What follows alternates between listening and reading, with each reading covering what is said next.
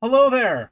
I'm Squire Callahan Ridgeborn, almost a battlemaster, always a wizard, and tonight I am joined by Keshig Subutai, a Paragon Paladin and Knight of the Rising Winds. Subutai, welcome to the show. Howdy. Subutai, I'm excited to have you on tonight and talk about Paladin. Before I get into that, I want to know, how did you get your start in Amtgard? I started Amtgard in a really kind of a weird way. I started a park in Indiana called Black Marsh. I was Okay. one of three founding members. We had one guy kind of talk to us about Amtgard, but our park was started by no one who knew anything about Amtgard. We started back in B7. Really? Yeah, we had no veterans in our park, no people, until we started reaching out to like Griffin's Perch, and then they started coming up and visiting us. But when we started, we had nobody. We kind of learned it all on our own. So How did you spontaneously start a park then if you didn't have any veterans? the internet. That's Literally, awesome. we our group of friends were looking at different games. We were looking like Dag, Nero, Amtgard, and most of us in the park were like, "We're not doing Nero. That costs money. Dag doesn't have magic. We kind of want magic, so we fell into Amtgard.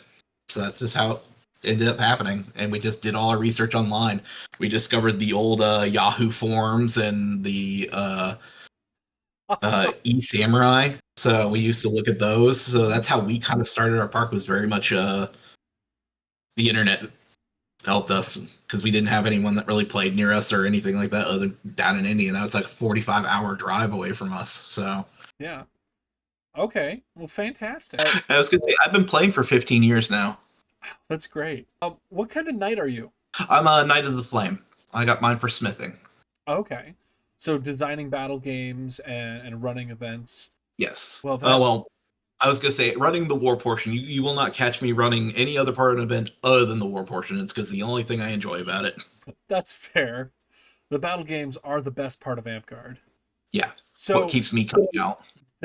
leads me to a really interesting question. What's your favorite type of battle game to play, and is it the same as your favorite kind of battle game to run? So we were there for War of the Phoenix that I Yes. ran.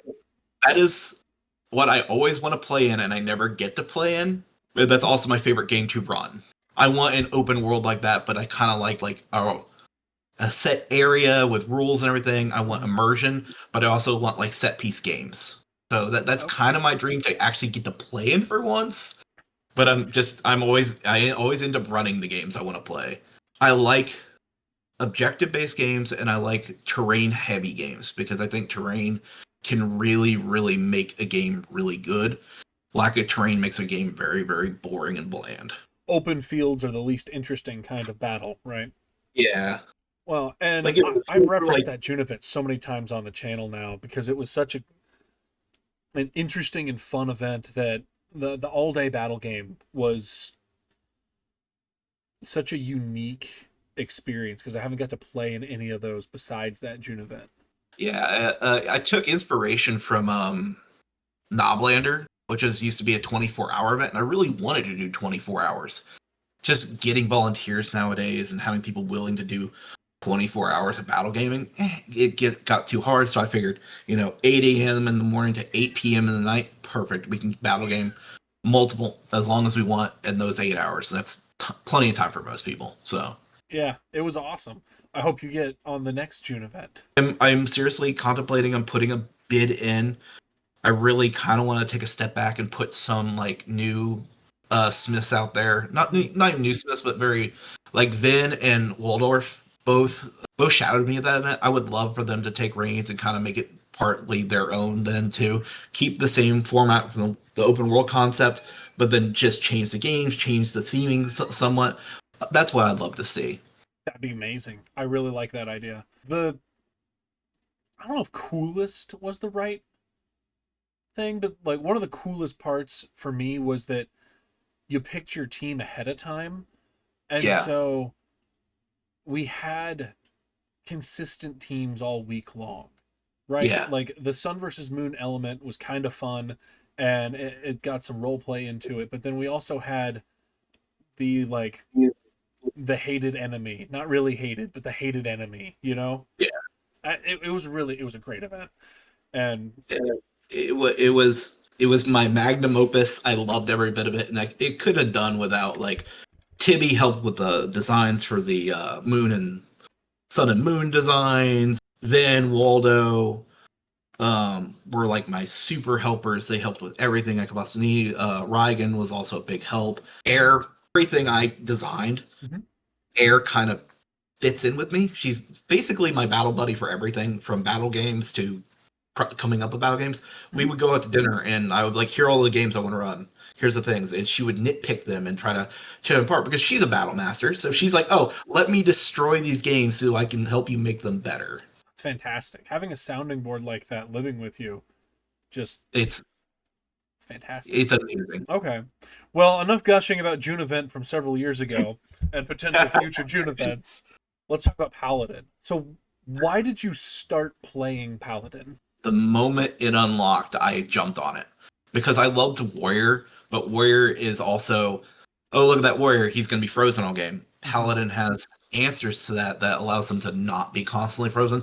So I could be a little more dynamic on the field and less pinned down constantly. So the moment it unlocked, I was like, Paladin, I'm playing that. So Okay. Yeah, so you got your when did you get your knighthood? a couple of months ago, was it April, May? I want to say it was May. May event? Okay. Yeah. So, yeah, the Paladin class unlocking was such a defining time for people starting Paladin, I feel like. It was a unique moment in history. So, I mean, you've been playing Paladin and that's been almost 5 years now, hasn't it? Yeah. That feels like not that long ago and also super recent at the same time. Okay. So, why do you still love the Paladin class today? It's so for me, it can do a little support. It could be highly aggressive. It plays to my play style. I'm not a good like I can play a caster. I just don't enjoy it. Okay. And I like martial classes. I like wearing armor because I think it makes our game look better because we have people wearing cool armor and cool outfits. So when you pop like that, I think it drives more attention to the game. So it's a twofold thing of like I'm still thinking of service when I'm still playing a class in a weird way. And the thing is with Paladin, I can be support. I can res people. I can heal people. I can give them immunities that they forget. So it never fails. I'll be like, hey, I gave you protection from command, and I watch them take a command. I'm like, why? Why are you doing that? That's the struggle with enchanting anybody is are they going to make use of the enchantments? Yeah.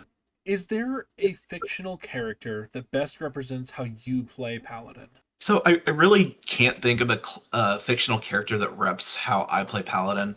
I always joke because people are like, oh, Paladins, like what type of Paladin are you when you look at D&D? I'm like, I'm a Paladin of Conquest. I'm here to take your stuff and hold it. So that's kind of how I think of it.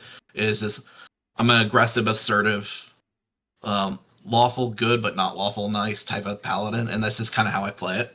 So Okay. Yeah, that's yeah, very fair. I can never think of Paladin characters. It's just maybe it's not in the stuff I get into, like my roleplay stuff or anything like that. So it's just not something that's ever popped in my mind. Okay.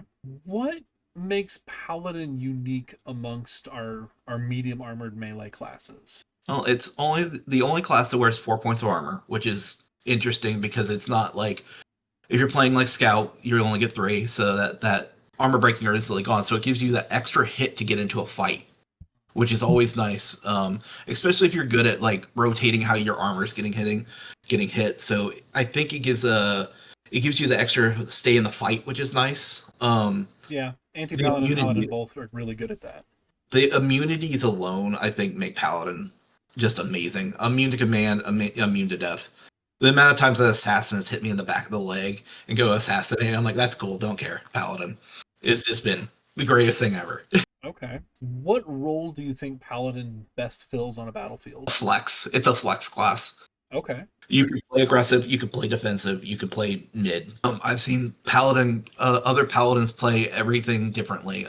Like Tibby and Artie play their paladins with dual weapons and fairly flanking aggressive, where I'm a sword and board and I'm pushing straight down the middle line. I've seen some paladins hang out in the back and just kind of mitigate who gets in that back line and tries to clean them up and then keeping their teams moving forward. I think it's a very flexible class. I think it's the most flexible martial classes because you can kind of do a little of everything. Okay. Which of those play styles do you generally find yourself in? Frontline. I am very much frontline, pushing the line forward. It's honestly where I'm the happiest, and if I'm happy on the field, it's a good time for pretty much everyone else. I Yeah. love getting stuck in with people and having a good line fight of other like warriors, paladins, anti-paladins along with me, and that frontline push is always dynamic and fun. So it's something I really, really enjoy. Okay. You mentioned you do sword and board. Are you doing the large shield or are you just doing a medium? I flex to what I need. It depends on what type of game we're playing in, is what we'll do. If we're in an open field, I want a medium shield so I can be a little more maneuverable, Okay. block arrows faster. I have a max size large round. I have a max size kite shield, so I do large shields. Like for Bridge Wars, I will bring a large out with me because it covers so much of my body, so I can be protective of the polearm guy behind me or a caster Hmm. that I can eat those hits that are going to come at them, and I can take it. So it's very much whatever I need to use at the moment. But I like large shields and I like medium shields. You won't catch me with a small shield though, ever. I'm too big of a man as is, and having a small shield does me no good. Those small shields on us big guys feel small. They do. It's I've tried like the shoulder strapped ones, and Mhm. I was like, I really like this, and then they just hit me in the gut, and I'm like, oh, that did nothing. I play with my kids a lot in the yard, and it's if I give my sons the medium shield, they just disappear behind it. And then if I Yeah. give them the small shield, it looks like a normal size shield for them. And then it's like, okay, if I have the small shield, 80 to 90% is not. It's just out there.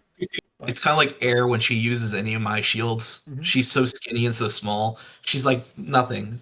She's got a max size large tower shield. mhm. It's a corridor, and she just literally just goes boop and disappears. I'm like, this is ridiculous. Being able to duck behind the shield like that is really valuable. And then, well, we'll talk about archetypes in a couple minutes, but Yeah, I don't want to get ahead of myself. Which of the paladin abilities do you like the best? I love share immunity. I think it's super. If you have a coordinated team and you know who you're giving it to, it can be so awesome. Like if you give pro death to a anti paladin, now other anti paladins can't do anything about them. They can't terror Mhm. them, but they can terror that other anti paladin. It's such a cool thing to share your immunity to help your team out. I mean, awe is cool. It's just a useful tool. Greater res, greater heal, also cool. But sharing that immunity is so it can be such a game changer when people aren't ready for it. Like, oh hey, this class that's normally not immune to this is now immune to it. Like giving it to a barbarian. You're not going to tear that barbarian now. They're immune to subdual and death and command. What do you? I mean, other than outrightly killing them, what are you going to do about it?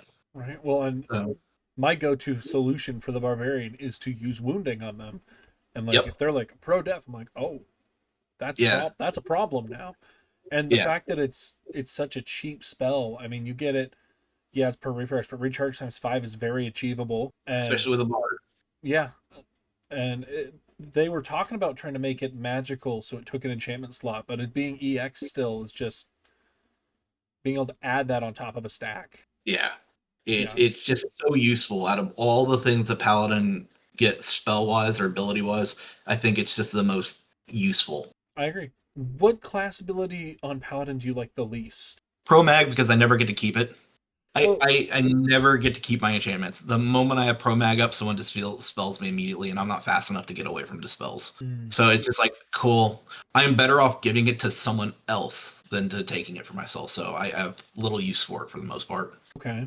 So with I mean, spell magic is more available than ever with it getting lowered on the healer list. Yeah. And protection from magic is such a strong enchantment that it is that dispel magnet. I mean, Yeah. who are you giving that out to? How are you making your best use of it? So if I'm giving out Pro Mag, I'm probably giving it out to like a healer or something like that. That a wizard will try to nuke from orbit, or a druid will call lightning, or a spell ball will hit them randomly. Anything to support our backline, I'll probably give the Pro Mag to. Because the front line, once again, if you go to a frontliner, they're just going to lose it fairly quickly. Mhm. At least if the backliner it gives them a chance to get away from that dispel, and it gives them the opportunity to survive something that they normally wouldn't. So losing a healer in a battle where you're limited lives is super crucial. So anything to not let them get nuked from orbit is always good. Okay. So you do a lot of game design. I've got a spicy question for you here. Do you think that Paladin's protection from magic should be rechargeable like a warrior's ancestral armor? No, I like Paladin how it is. Honestly, I think Paladin how it is honestly perfect. It's not too powerful and it's not too underpowered. Granted, the immunities make bards really really sad, and oh no, but I think Paladin as is one of the more balanced classes out there. It's the one that, when I'm balancing for games, it's the class I have to, one of the few classes I at least have to go, what nonsense is this thing going to do? Then that kind of changes with some of the archetypes now. The archetypes have kind of put things on a little bit of a tilt, but we can get into that when we get down to archetypes. Okay. Yeah, we'll circle back to that. So, for teamwork, what can players do to best support the Paladins? A paladin's best friend is a bard.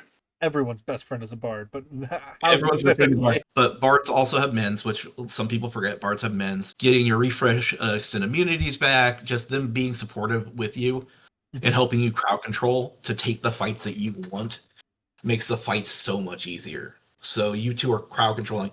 I'm awing something, and then they're going to insult them. So now they're just like, what do I do? I can't do anything. So they're in this weird limbo hell that they can't get out of. Especially so if it's an insult, they can't release themselves if it's a healer or a class that has release. So they're like, oh, so I'm awed and I'm insulted. So a paladin bard combo like that is just too good to pass up on. I do like having a pocket healer. I love getting an imbued shield. I know I can take the archetype and get imbued shield, but I give up away things I like to have. So I like having a healer. A pocket healer is always preferred. Warriors are nice, but they kind of just lumber into problems, and it's nice that they're eating the spells that allows me to maneuver into where I need to get into the fight. So it depends on the player. If it's me playing Paladin and Raven playing Warrior, people are going to all cast at Raven, Right. which is good because that means they're leaving me alone and allowing me to do the dirty work. So it comes down to target priority. So having that class with you that works with your class best, like a wizard is great, but they're not going to help me out really. Druid, same thing. Bard, healer, and another warrior is probably what my preferred teammates be. Okay. So I know we talked a little bit about you having trouble sticking enchantments, but is there an enchantment that Paladins like to have from someone else? Imbued shield. Imbued shield is great if you're running bog standard paladin. It is amazing because your shields break so easy. There's so much shield breaking now. It's just great to go. Okay, cool. I'm still in this fight. Okay. I kind of think there's too much imbued shield. That's fair. The Like, imbued shield is cheap to get out, but with how dispel is, I mean, it comes down to, from what I'm seeing at Park, it's super overpowered having all those imbued yeah. shields. But at Kingdom level, it's not because it gets dispelled so easily because so many people have dispel. Now it does come down to coordination, whether your teammates are going to go, "Hey, that guy needs to get dispelled." A lot of it comes down to teamwork, which Amtgard is. It's all teamwork. So if you've got a good coordinating team, then Butte Shields kind of mean nothing. Enchantments mean nothing if you're fast enough about it. So, like, I'm not Yeah. going to get away. What I've been seeing is everyone wants to run shield crushing, and because of the new 6 foot, the 4 to 6 foot great sword rules, gaining shield crushing, everybody and their brother-in-law has got a shield crushing sword now. Yeah, And so yeah, everybody who's running a shield is like, oh, I'm going to play the paladin archetype that gives me imbued shield per life, yeah, which I'm looking at an ecosystem as a whole, and I think that it's a problem because of the new shield crushing rules. We're seeing so much hardened shields and specifically imbued shields because the paladin gets the yeah. imbued shield per life.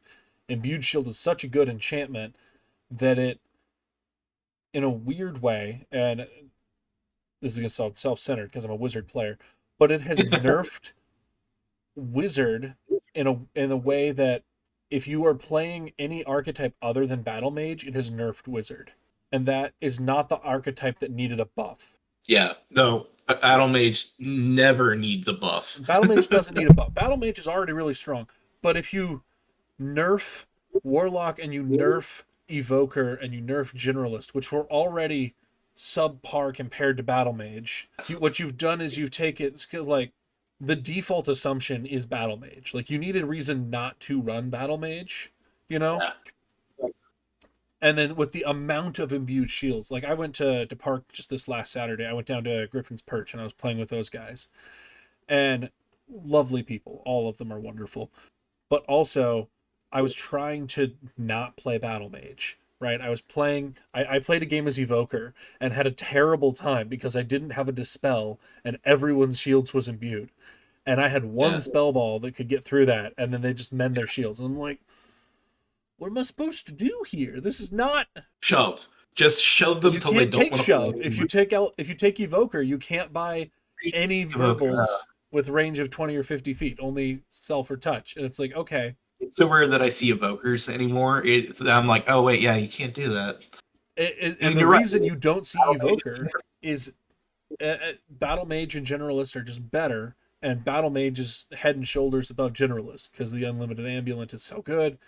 And so you end up in this weird spot where you end up in a train of becauses, and because of all the becauses, and I mostly blame Paladin and Anti-Paladin for this, but, and I've talked about this a bunch of times on the channel, but in summary, when Paladin and Anti-Paladin became unlocked for everyone, it made the unintended consequence was that it made Battle Mage and Druid better than all the rest of the casters in a way that I think we're still seeing the consequences of, because you have opportunity costs that go into these things, and I really don't want to get too deep into it, but to wrap it all up with per life imbued shields, spell balls feel bad. Yeah, the imbued shields should be per refresh. I agree. I am probably the one paladin that'll tell you that, but per refresh. Like, it's super cool. It's very strong, and maybe you could give them greater harden per life or something instead. But you know, if you gave them greater harden per life and imbued shield per refresh, maybe that could get mostly the same effect. But I think that we have some over tweaking here because none of it exists in a vacuum. And that, yeah, exactly. I think ecosystem wise, it's creating a weird skew where, like, how many barbarian players have you seen on our Kingdom fields lately? It's been a bit since I've been out to a Kingdom event, but probably not very many, honestly. I hardly ever see any barbarian players, and if I do, it's usually because they're leveling up barbarian to play paladin, and it's like, okay, I see what you're trying to do here, but also a lack of barbarians is an ice ball buff, right? Yeah. I've talked about it a ton on the channel and different ways that we could try to hot balance it, but it's created a problem that I think is going to have to get patched. I was going to say the state of our game is kind of wonky right now. Like, I know they're trying to fix it, but boy howdy, there are some. I think it's overtuned at this point. I think we put too much into the game, and I think it's become very saturated with too much overlap and different things. To the point I'm of it's like, excited about a lot of the changes. I just think that we're gonna have to balance them a bit, and the law of unintended consequences always bites you, you know. But let's circle back and talk about Paladin some more instead of this weird rant that we've gone into about I'm sorry. the 8.5. No, I took us down this rabbit hole. I knew what I was doing. Yeah. Okay. What is Paladin as a class systemically weak to? The same thing everyone's weak to, Wizard. If it's it really depends on the archetype you're playing too. I play mainline Paladin because I don't care for the archetypes. I'm just weird that way. I like the standard Paladin. But Wizards are a pain in my rear, regardless of if I have Pro Mage or not. It's just, they have so many tools to tear me apart before I can get near them.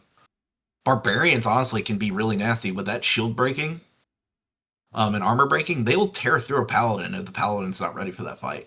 Because they're immune to command, so you can't awe them away. So you have to take that fight or you have to back away from that fight. So Barbarian and Wizards are the two I don't want to fight. Everyone else I'll fight all day. But Barbarian and Wizard, don't want to deal with either or. Okay. How are you overcoming those problem players then? Teamwork. I don't take a fight I'm not going to win. Okay. If I have a wizard causing my problems, I will get one of my teammates to help me deal with it. Like, I will pull the aggro and like have my friend Captain Nom, who's a crossbow archer, and like, hey, shoot that guy.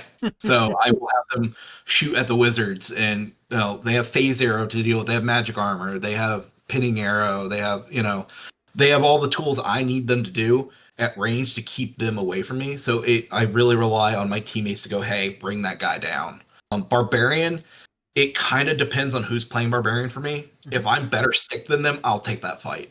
Okay. I fight with a punch shield anyway, so I'm really good about once that shield's broken, I'm okay with that, and I'll just let it go. And I have armor. I have full body armor, so I'll take the hits on the armor and get that kill because I have more armor than them. So theoretically, I should be able to outkill them. Now, if it's someone that's higher stick skill than me, I'm gonna go grab someone with a pole arm to help me beat them down. I will be the front line. I'll take the hits for them, and then have my teammate beat them down with a pole arm at range. Okay. So it's just about how to take fights, and I am. If it's a fight I'm not going to win, I will back off and go get friends. I'm not going to stand there and take a dumb fight. This is not how I operate. So Okay, that's a good plan. Never be afraid to run back and come back in greater numbers. Exactly. Okay. So how does Paladin play on your local field versus the Kingdom field? What's the differences there? On my local field, because of the heat, I've been playing with no armor, and Paladin with no armor is the most painful experience of my life because everything just kills you. It's been super hot this summer, so I've been like not wanting to wear any armor. But I played bog standard at Park. I know a couple other Park members, when the weather's also not nearly as warm, they'll play the Guardian. Guardian is greatly played at our Park because that imbued shield and that martyr ability that they have, which is interesting. So it's one that I see a lot. It's just not one I enjoy, but I see fairly few people playing those too. I never see anyone playing Inquisitor. Which is a weird thing. We'll talk about that when we get to the archetypes. We keep pointing forward to the archetypes, and that's the next section. We'll get there soon. I promise viewers out there. We'll get to the archetypes. Yeah, Paladin is not highly played at our Park at all, honestly. I'm probably the only one that plays it consistently. Occasionally someone will play it, but Paladin is very rarely played at our Park. The more focus is on Wizard, Assassin. God, our Park has so many Assassins. I feel like every park has like 12 assassins at it. Yeah, Scout has become very popular. That's actually my other class. I love playing a Scout. So that's another popular one at Park. We have a fair few of Bards, Druids, and Scouts. Healer's pretty popular. But yeah, Paladin, hardly ever played. Vin plays Anti-Paladin, and Nameless plays Anti-Paladin at Park, but they're the only two that really play it. So we got one guy that plays Barbarian. There's one Barbarian. That one guy that's playing Barbarian, is he in it for the love of fur, or is he there because he wants to be a Paladin and isn't at 6 yet? He loves Barbarian. Barbarian is his life. So awesome. He loves that class. Okay. What does an idealized Paladin kit look like? So my ideal Paladin is you have 4 points everywhere. Yeah. Full body 4 points, medium to large shield, and a short sword. Flails are nice, but I have issues with people taking flail hits, so I've switched back to using a short sword. And that's if you have javelins, utilize them, but they're also cumbersome. So if you have a friend that has javelin, or you just want to scatter them on the pre-scatter them on the field, like as you run up for a fight, do it. But yeah, just sword and board is just brilliant for me. I know there's some paladins out there that prefer fighting with great weapons, like poles. It's not me. Like I said, like Artie and Tibby both are flow fighting paladins. They've got their full armor, but they're flow fighting, and I don't like how open that is, because that's just asking for arrows to hit you and spell balls to hit you. So it just depends on your role in the field. Like if you're a frontliner like me, you want a board. If you're a flanker or a harasser on the sides, you want flow. If you want to be mid to front line, a pole arm. It just depends on your preferred position. But mine's front line, full armor, sword and board. That's just basic bread and butter. Okay. If we have a player that's starting out playing Paladin, let's pretend for a moment that Paladin gets unlocked to everybody like it should be from the beginning, and you've got some newbie who's showing up and they're like a gun-ho, they're all in on Paladin, they're like, hey, what equipment should I be buying first to get maximum playability per dollar? What is the starting equipment they should be looking for? So a sword and board, I would say getting a board was probably number one. If I'd have to talk with them to see what they want, how their fighting style is. It just comes down to if their fighting style is like mine, where it's board number one. If they're going to be a flow fighter, get armor. dear Lord, please get armor, because if you don't, you're just going to get got too often. And I strongly suggest getting chest armor and leg armor. Arm armor can come later, but chest and legs, because people are going to leg you if you have chest armor. If you just have leg armor, you're just going to get hit in the chest. So get chest and leg armor. Chain is fairly cheap. Leather is not bad either. I would strongly suggest either the chain and leather are your best bets. So, and you can get cheap chainmail off of Amazon for like $100. Yes, it'll explode eventually and fall apart, but it'll give you that intro start so you can, save up and buy better armor, and go that way. Okay. All right. The long prophesied time has finally come. Let's talk about the archetypes. Oh boy. Guardian, just so we're all on the race, they just passed Soupy a little bit ago.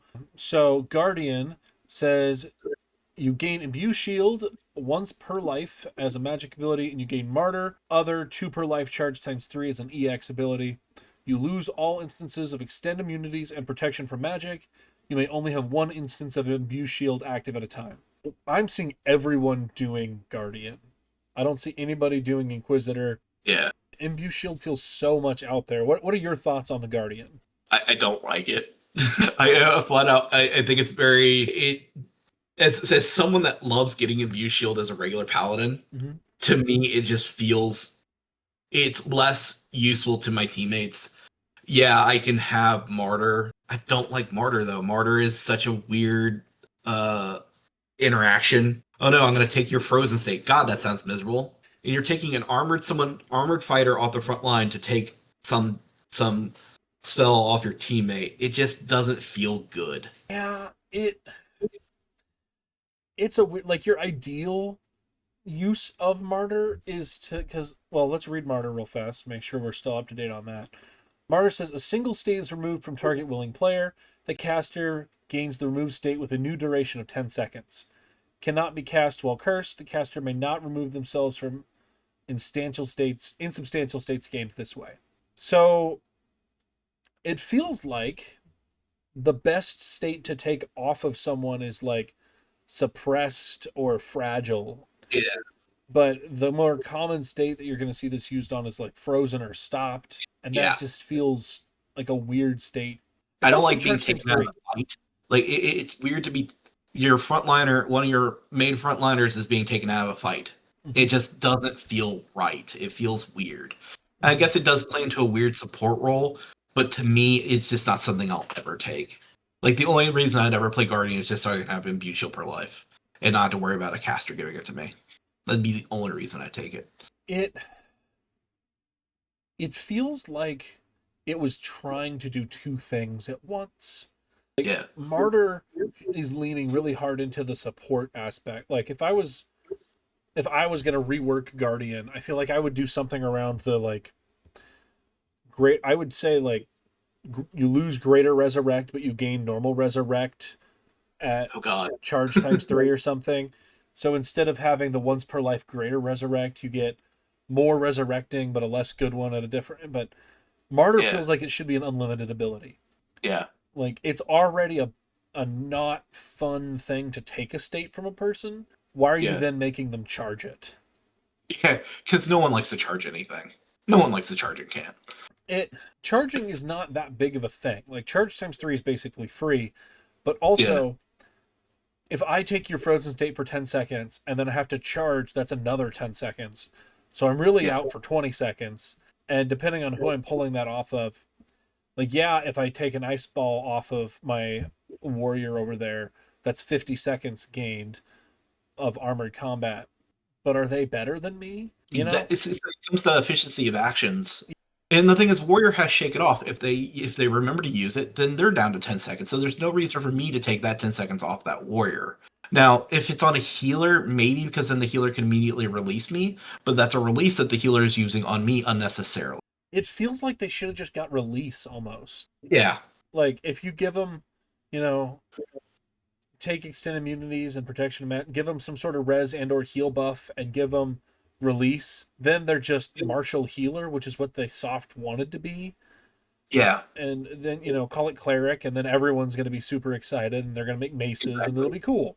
But I've seen too many people use Martyr to take a ice state off of somebody and then immediately get shattered by a wizard. because that's what we're looking for is, oh, there's a Yeah, frozen player, exactly. shatter him. At Kingdom, I don't even take something that makes people frozen half the time. I just take shatter because there's so much incidental frozen. Yeah. And oh, that armored warrior is standing still for 10 seconds. That is more than enough time for me to get a shatter off. It's not like they can run away. Right? Oh, you just willingly took the worst state of the game? Let me get that for you. Let me help you go back home. Yeah, it just I do not like Guardian, and like at a park level, the imbue per life is almost toxic. It's so bad. At Even if Kingdom level, I'm not worried about it, but at park, it's incredibly toxic. It's hard to deal with unless you have someone that's really good at dispelling. And if your park is like low on casters and has no dispel, you are a god on that field, and no one is stopping you. even if you have someone that's good at dispelling, I would go so far as to claim that I'm good at dispelling people. Like the spell incant is something I've spent time working on, right? It is still a recharge times 3 for me. So Yeah. best case scenario, especially at your local park, if you're playing a 30-second death count and I dispel you and then break your shield and then kill you, and then I have to gather up whatever I use to kill you, recharge my dispel, and then you're back alive again. And Yeah, so you did nothing. the economy of actions just doesn't work around Yeah, Imperial Life Imbue Shield. It's so strong. Like, it should be per refresh. I'd say two per refresh, honestly, would be fine with me. even if they made it rechargeable, like if they made it one Yeah. per refresh, recharge times 10, then on a Kingdom field, a recharge times 10, that's doable. That's not, Yeah. it's not a terrible thing. On a park field, you're not getting a recharge times 10 done without losing several points. Yeah. It's not practical. So, yeah, I agree with you. I don't love Guardian. Now, Inquisitor is the oft forgotten other archetype that Paladin has gotten. Inquisitor gains Sacred Blades once per life as an EX enchantment. They lose all instances of Greater Resurrect. And for those of you at home who are following along, Sacred Blades says bearers wielded weapons are affected as per Harden. Bearers wielded melee weapons and any special effects delivered by them ignore magic armor and resistances that prevent wounds. Exactly. Yeah. At Kingdom level, if you're running a paladin that's fighting with a pole arm or flow fighting, you need to be running a Inquisitor. Inquisitor. Yeah, I don't know why I couldn't think of it for some reason. You need to be running that because the amount of times I've seen someone run up on a druid who has magical armor, super stacked. That one pole arm strike, boom, problem solved. Don't have to deal with it. All your magic armor means nothing. And you, oh no, you lose Greater Resurrect. Oh darn, you have everything else in your toolkit. You're golden. I think Inquisitor at Kingdom level is amazing. At Park, it just depends on your park.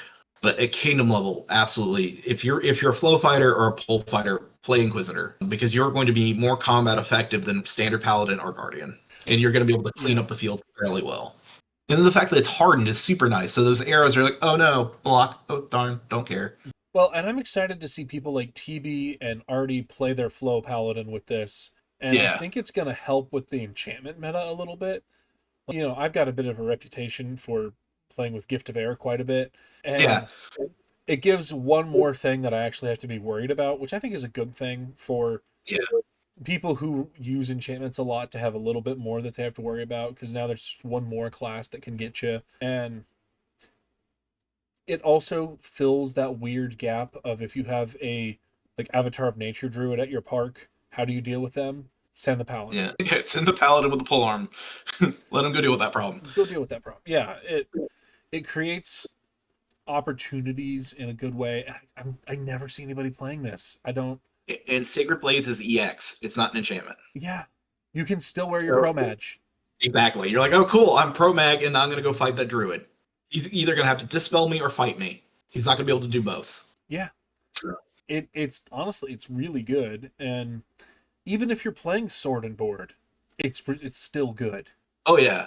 I just like the aggressiveness with it Mm-hmm. that you get in. Like, yeah, swordboard would be great, but It doesn't matter like, what weapon set you're using with Inquisitor, it's still a good thing to have. And yeah, if you're already planning on picking up an enchantment from somebody else and you don't need the imbued shield per life, look at Inquisitor. Because yeah, I was really hoping that it would ignore hardened shields and or imbued shields if it was proper phasing. it If it was real phase, just a paladin with a pole playing Sacred Blades, like, oh, that's cute. You got that per life imbued shield. I got per life ignore that. That'd be awesome. But no, we don't I get mean, that. yeah, I was gonna say Sacred Blade, and it could if a great sword with that, like, oh, not a problem anymore. I don't Right? care about your. Oh, you Oh hardened god. your shield? I can get around it. That would be the real buff right there. That would be Oh really man, cool. that would be nuts. I can hear the tears of so many people already.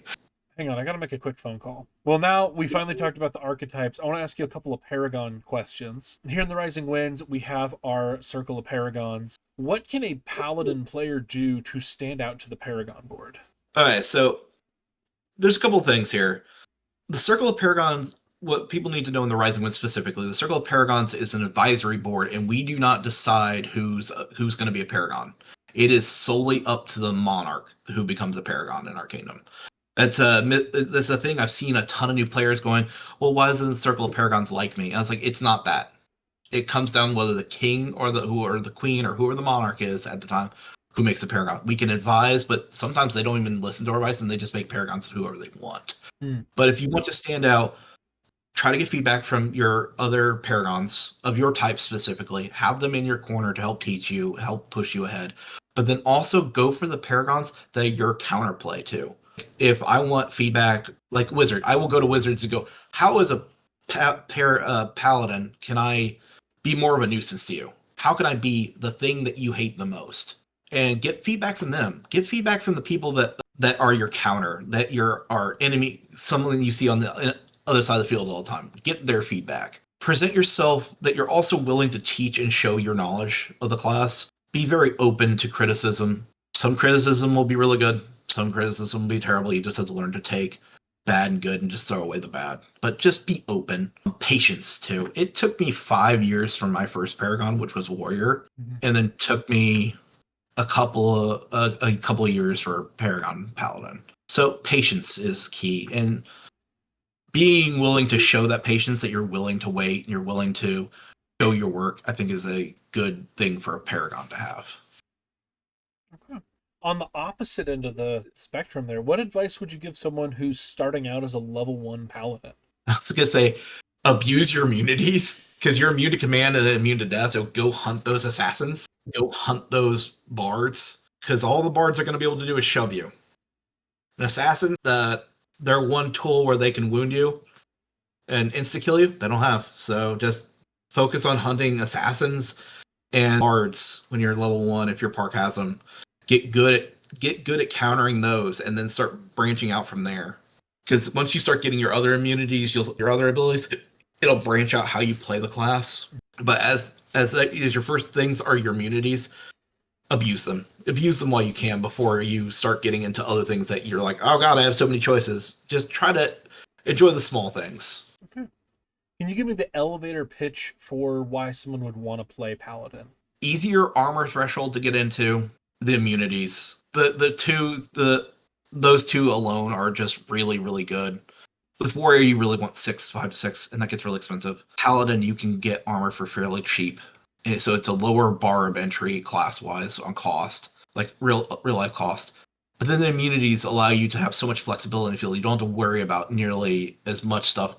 No one likes being commanded all the time, so it gives you an opportunity to do stuff more. So if you like being immune to death and command and you like having armor, and then you look at the later stuff like the heals, the resurrects, the awe, the promag, the extended immunities, if you start to look at those and like, oh hey, I can be useful to my teammates, and if you feel like you want to be a frontline helper, Paladins are probably your best bet. Have you ever taken on a class apprentice? No, I've given advice to a ton of people. I gave advice to Tibby. I gave advice to my underbelts. But I'll take one if someone wants to be an apprentice under me. I'd be more than willing to. But no one's really asked me, and I've got I got a pretty full belt line too. So I'm kind of like, I'll help whoever asks me. I am an open book to anyone who wants to talk to me. You just have to come talk to me. Okay. So Cool. Well, with that in mind, is it okay for us to give permission for anybody at events to come talk with you? oh, absolutely. I am. I will not come find you. If you come talk to me, I will talk to you. I am weirdly introverted, extroverted, kind of in a weird way. So You're an opportunistic extrovert. Yes, yeah, that's a good one. I like that. Okay. What is your next Amtgard goal? What are you working on right now? Honestly, Battle Master is probably my next goal. I've been sitting at 9 for a couple years now. I really need to get that next Bridge Wars win. I need to get a next big Kingdom win, I think, because I've got multiple Paragons. I've got multiple Kingdom wins. I just think I need one more to push me over the limit. I think Battle Master is my next one that I really would like to get. Everyone keep an eye out at Bridge Wars, which will, when this comes out, I think already have happened last week. Yeah. Everyone will know by then if you've done it. So funny thing is, this year for Bridge Wars, I will not be fielding with Aaron Dawn. I'll be fielding with my new company, the Blackwoods Rangers. I'm going to be Oh, focusing on making sure they have fun over winning this year. I My didn't goal know is that you left Aaron Dawn. no, I'm still in Aaron Dawn. Aaron Dawn's a poly company, so I can be in multiple companies. Oh, okay. But this year, Aaron Dawn, I'm going to let them do their thing, but I'm going to take this group of newer players and some veteran players and make sure they have fun in a Bridge Wars, because I've seen how many times pickup teams just get rolled. Mm-hmm. I think with good leadership and some veterans in there, it'll help them have fun and not just completely get steamrolled. So that's the Oh, goal. that's awesome. Do you have openings in your lineup? I know a couple of people that are on the fence if they're going to Bridge Wars or not, if they can find a team. Currently, we are actually full, and we actually have too many people. Hilariously, Ah, ain't uh, that the breaks? Okay.